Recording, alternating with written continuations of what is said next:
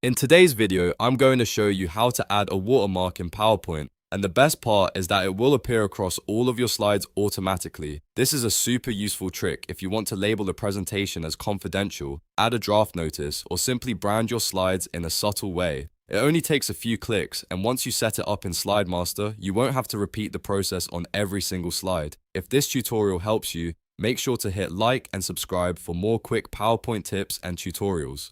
Alright, let's jump right in. First, open your PowerPoint presentation and go to the View tab at the top of the screen. From there, click on Slide Master. This is where you can make changes that apply to multiple slides at once, which is exactly what we want for a watermark.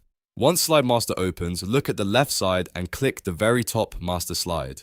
This is the main master layout, and anything you add here can be applied throughout the presentation. Next, go up to the Insert tab and select Text Box. After that, click anywhere on the master slide and type your watermark text. For example, you could type confidential, draft, sample, or even your company name if you want to brand the presentation. You can also adjust the size, position, and formatting of the text so it looks the way you want. If you want it to feel more like a true watermark, you can make the text lighter, larger, or place it diagonally across the slide depending on your style.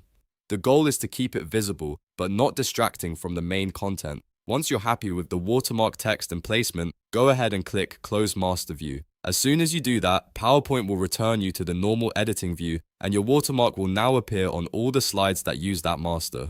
That's the real advantage of doing it through Slide Master, because instead of adding the watermark one slide at a time, it gets applied across the whole deck in just one step. If you ever want to change it later, just go back into Slide Master, update the text, and the change will carry through the presentation. And that's how you add a watermark in PowerPoint quickly and easily. If you found this helpful, don't forget to like the video, subscribe to the channel, and turn on notifications so you never miss another simple productivity tutorial. Thanks for watching, and I'll see you in the next one.